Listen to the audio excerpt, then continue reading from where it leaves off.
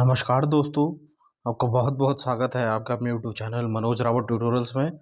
तो आज हम देखेंगे आपकी हिंदी पेडागोजी के पेपर 1 के 2023 का ये पेपर रहेगा 28 जनवरी का। तो इसमें हम डिस्कस करेंगे आपके 15 महत्वपूर्ण प्रश्न। तो चलिए शुरू करते हैं आज का सेशन। सबसे पहला प्रश्न कह रहा है, सुधा अपनी कक्षा में पाठ्य सामग्री में आई व्याकरण और शब्द संपदा की व्याख्या करने के लिए विद्यार्थियों के घर की भाषा या मुख्य भाषा का प्रयोग करती है। बाद में वह उन्हें उनका अनुवाद करने में मदद करती है। सुधा अपने विद्यार्थियों को अंग्रेजी सीखने में किस विधि का अनुसरण कर रही है? यानी वह क्या है, उनकी मातृभाषा का जो है मातृभाषा का प्रयोग करा रही है। सुधा जो है बच्चों को इंग्लिश पढ़ाने में, अंग्रेजी पढ़ाने में बच्चों को क्या है, उनकी मातृभाषा का प्रयोग करा करके फिर अंग्रेजी पढ़ा रही है। तो ये कौन सी विधि हो जाएगी आपका? संरचनात्मक विधि, संप्रेषण विधि, व्याकरण अनुवाद विधि या फिर प्रत्यक्ष विधि? तो इसका सही आंसर हो जाएगा, ये कौन सी विधि हो जाएगी आपकी? ये हो जाएगी आपकी व्याकरण अनुवाद विधि, इसे हम कहते हैं। यानी ऑप्शन थर्ड आपका सही आंसर हो जाएगा, जिसमें हम क्या है, मातृभाषा से बच्चों को मातृभाषा का प्रयोग करके बच्चों को उनकी क्या है, दूसरी भाषा पढ़ाते हैं। तो ये हो जाएगा आपका व्याकरण अनुवाद विधि। चलिए अगला प्रश्न देखते हैं हम। क्यूमिन्स के अनुसार सामाजिक भाषा को और किस भाषा के नाम से जाना जाता है? यानी सामाजिक भाषा को किस नाम से जाना जाता है आपका, जो क्यूमिन्स के अनुसार? क्यूमिन्स एक साइकोलॉजिस्ट थे, तो उनके अनुसार जो है आपका जो सामाजिक भाषा होती है उसे किस और नाम से जाना जाता है, ये आपसे पूछा गया है। खेल के मैदान की भाषा, कक्षा कक्ष की भाषा, भाषा प्रयोगशाला या फिर समाचार वाचन कक्ष की भाषा? तो इसका सही आंसर हो जाएगा, क्यूमिन्स के अनुसार जो आपकी सामाजिक भाषा होती है उसे हम कहते हैं खेल के मैदान की भाषा। बिल्कुल, क्योंकि आप जब अपना मैदान, जो अपना खेल का मैदान होता है आपकी विद्यालय में, तो आप जब खेलते हो तो वहाँ क्या हो जाता है, आप क्या है, समाज से अपने दोस्तों के साथ घुलते मिलते हो, यानी आपका सामाजिकरण होता है। इसलिए उन्होंने क्या कहा, जो आपका सामाजिक भाषा होती है उसको क्या है, खेल की भाषा भी कहा जाता है आपका क्यूमिन्स के अनुसार। अगला प्रश्न आपका,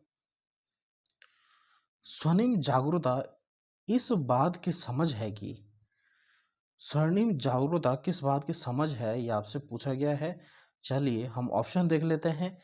भाषा जो होती है स्वर्णिम होते हैं, या फिर भाषा की ध्वनि को पहचाना जा सकता है, पृथक किया जा सकता है, स्थिति अनुसार डाला जा सकता है। तीसरा कह रहा है कि भाषा की ध्वनियों को याद करने की आवश्यकता है। चौथा कह रहा है कि भाषा की ध्वनियाँ पहचानी नहीं जा सकती और ना ही स्थिति अनुसार डाली जा सकती हैं। तो स्वर्णिम जागरूकता इस बात की समझ देता है कि आपका क्या हो जाएगा कि हम भाषा की ध्वनि को पहचान सकते हैं। यानी आपका यहाँ पे कौन सा कह रहा है, ये कह रहा है आपका ऑप्शन जो है आपका सेकंड, यहाँ पे यानी दूसरा आपका सही आंसर हो जाएगा। यहाँ पे ऑप्शन सेकंड आपका यहाँ पे सही आंसर हो जाएगा। ठीक है, ऑप्शन सेकंड आपका सही हो जाएगा कि भाषा की ध्वनि को पहचाना जा सकता है और पृथक किया जा सकता है, स्थिति के अनुसार आप अपनी भाषा को डालते हैं। बिल्कुल, ये आपका सही हो जाएगा। चलिए अगला प्रश्न देखते हैं अब हम। चौथा प्रश्न है, रेखा अपने विद्यार्थियों को आरंभ, मध्य और अंत की ध्वनियों को पृथक पृथक कर पहचानने में मदद कर रही है। इस तरह से वह उनके किस पहलू को मजबूत कर रही है? ठीक है,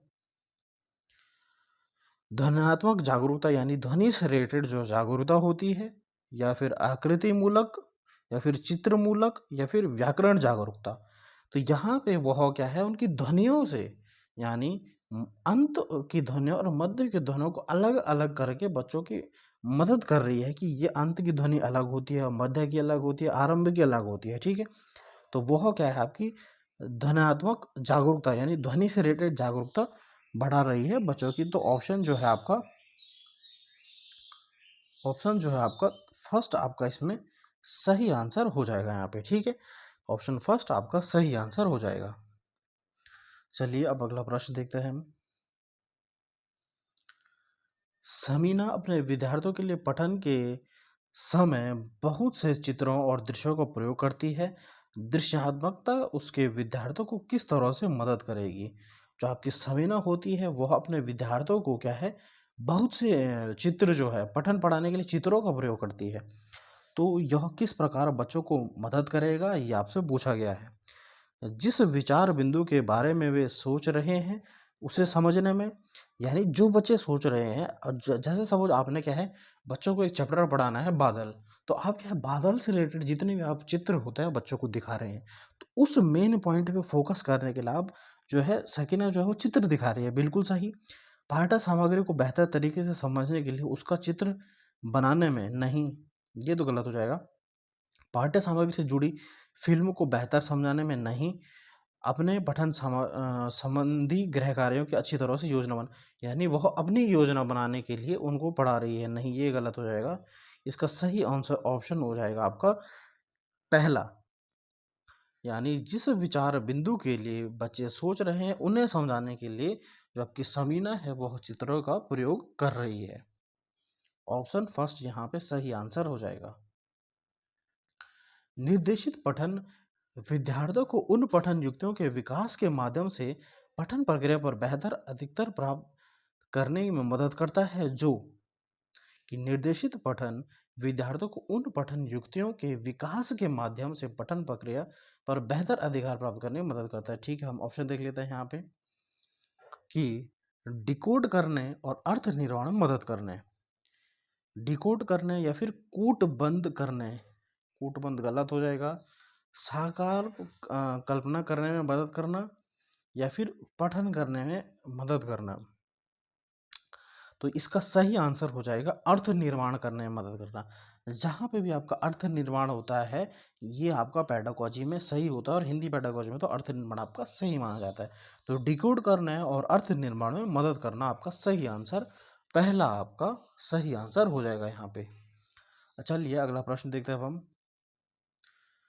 अपने विद्यार्थियों को कहानी सुनाने के बाद रोजी उन्हें फ्लैश कार्ड देती है और वह विद्यार्थियों से कहती है कि इन्हें कहानी के क्रम में व्यवस्थित करो।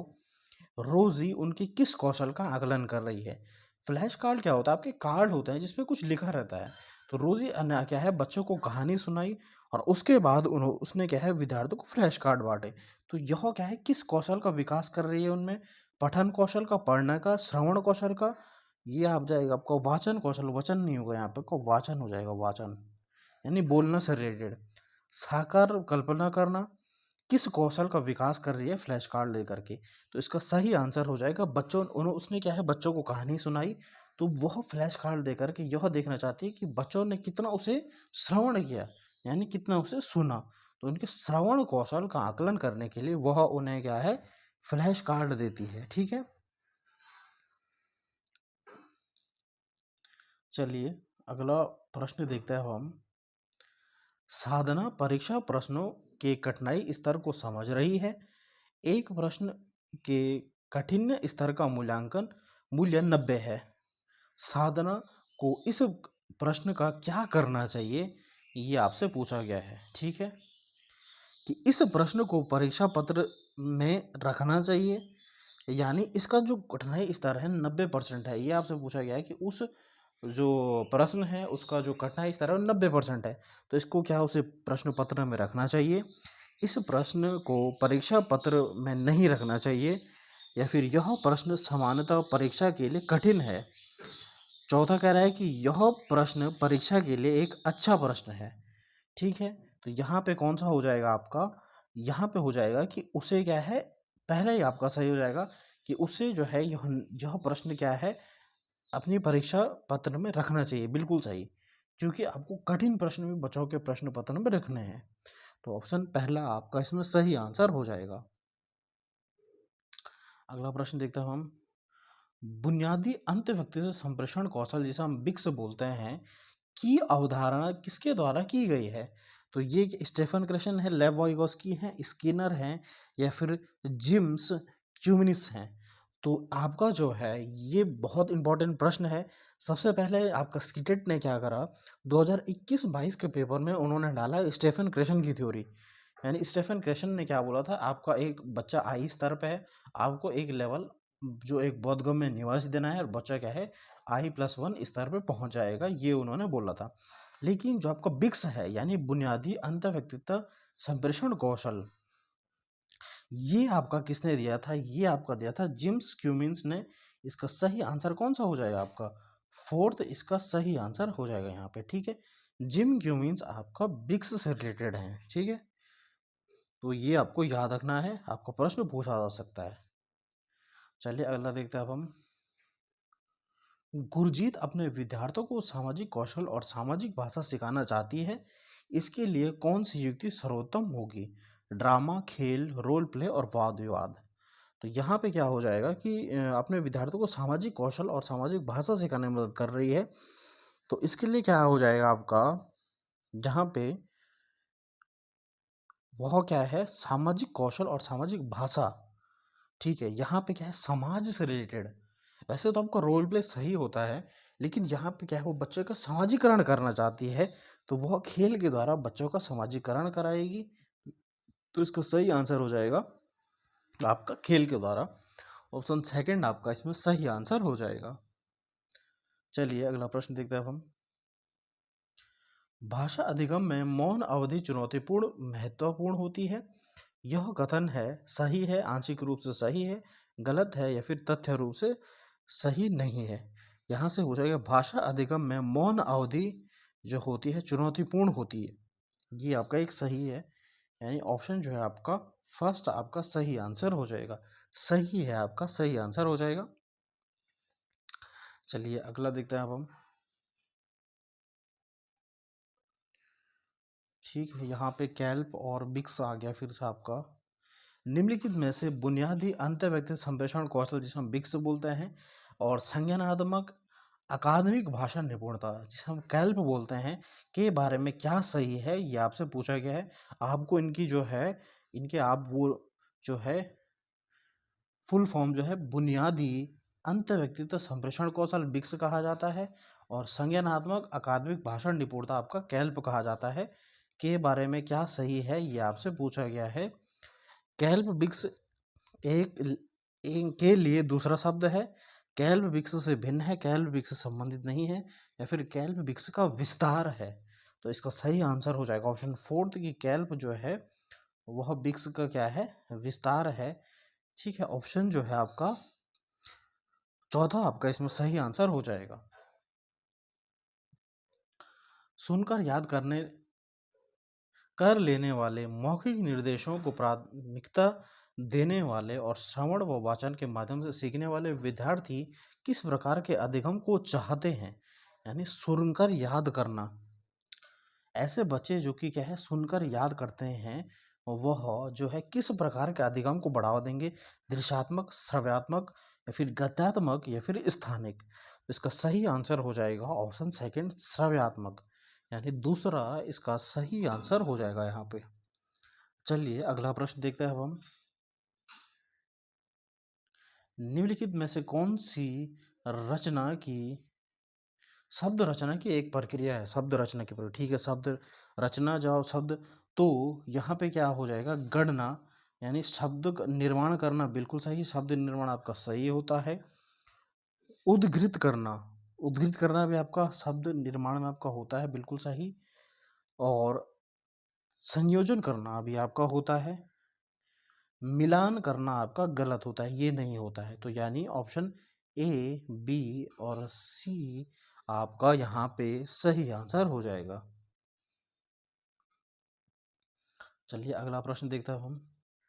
यह किस आधार पर कहा जा सकता है कि अध्यापक को जहाँ तक संभव हो चुप रहना चाहिए और शिक्षार्थियों को जहाँ तक संभव हो भाषा प्रयोग के अधिक से अधिक अवसर देने चाहिए। कि आपका शिक्षक को क्या है बच्चों के लिए भाषा जो है प्रयोग के अधिक से अधिक अवसर देने चाहिए। यानी परामर्श कोश, समग्र भौतिक प्रतिक्रिया, मौन विधि, समग्र भाषा। यहाँ पे पूछेंगे भाषा संभव हो चुप रहना चाहिए, भाषा प्रयोग के अधिक से अधिक अवसर देने चाहिए, यह किस आधार पर कहा जा सकता है? ये मौन विधि, ठीक है? यानी ये आपका क्या है, अध्यापक को मौन कह रहा है कि अध्यापक क्या हो जाए, चुप हो जाए। तो ये क्या है, एक मौन विधि का प्रकार होगा। तो ऑप्शन थर्ड आपका इसमें सही आंसर हो जाएगा।